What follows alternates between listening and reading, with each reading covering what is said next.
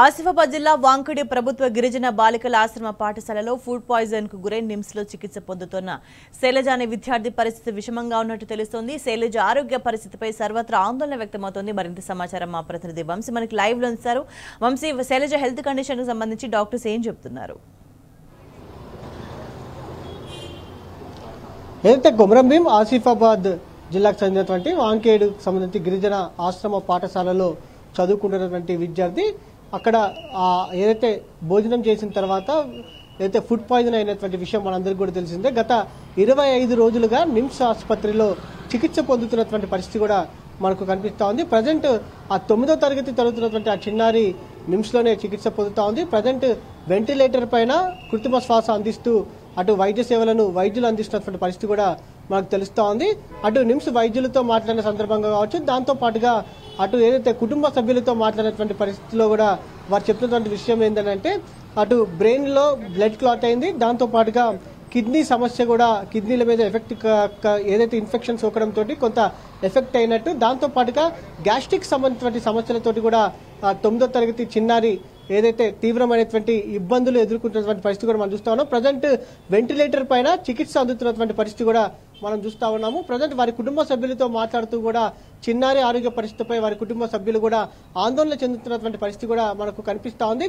ఇదే కాకుండా రాష్ట్ర వ్యాప్తంగా కూడా అనేక ప్రాంతాలలో గురుకులలో కావచ్చు, దాంతో పాటుగా జెడ్పీ పాఠశాలలో కావచ్చు, దాంతో పాటుగా ఏదైతే వివిధ స్కూల్స్ కు సంబంధించి కూడా చూస్తే మాత్రం ప్రభుత్వానికి సంబంధించినటువంటి ఏదైతే ఆహారం అందించే విషయంలో రాష్ట్ర ప్రభుత్వం పూర్తి స్థాయిలో విఫలమైనటువంటి పరిస్థితి కూడా మనం చూస్తా ఉన్నాము.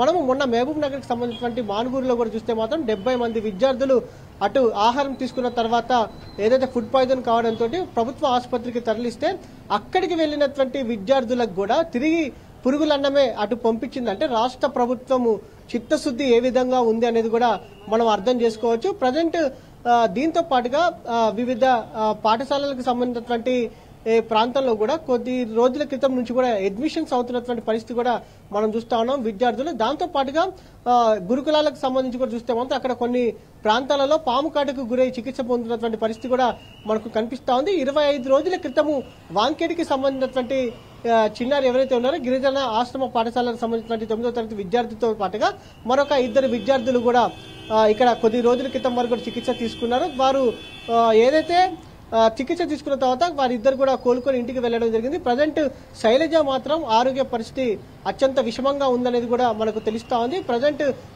కిడ్నీ సమస్యల మీద కిడ్నీల మీద ఎఫెక్ట్ పడతాం కావచ్చు, దాంతో పాటుగా గ్యాస్ట్రిక్ సంబంధించినటువంటి సమస్య కావచ్చు, దాంతో పాటుగా బ్రెయిన్ లో బ్లడ్ క్లాట్ అయింది అనేది కూడా వారి కుటుంబ సభ్యులకు వైద్యులు చెప్పినట్టు కూడా వారి కుటుంబ సభ్యులు చెప్పినటువంటి పరిస్థితి కూడా మనకు కనిపిస్తా ఉంది. ఈ మొత్తం మీద రాష్ట్ర ప్రభుత్వం ఇప్పటికైనా గురుకులాల మీద కావచ్చు, పాఠశాలల పైన అటు శ్రద్ధ పెట్టాల్సినటువంటి అవసరం ఉంది.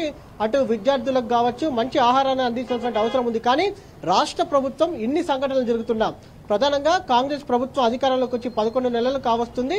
అప్పటి నుంచి కూడా అనేక సంఘటనలు జరుగుతున్నా కూడా విద్యార్థులకు సరైన ఆహారాన్ని అందించడంలో విఫలమైందనేది మాత్రం మనం చాలా స్పష్టంగా చెప్పుకోవచ్చు. విద్యార్థుల ప్రాణాలకు ఏదైతే ముప్పుగా రాష్ట్ర ప్రభుత్వం వ్యవహరిస్తుంది అనేది కూడా మనకు చాలా స్పష్టంగా అర్థమవుతున్నటువంటి పరిస్థితి మనం చూస్తున్నాం. ప్రజెంట్ నిమ్స్ ఆసుపత్రిలో చికిత్స పొందుతున్నటువంటి శైలజ ఆరోగ్య పరిస్థితి మాత్రం కొంత ఆందోళనకరంగా ఉందనేది కూడా కుటుంబ సభ్యులు చెప్తున్నటువంటి పరిస్థితి మనకు కనిపిస్తుంది. స్వేచ్ఛ.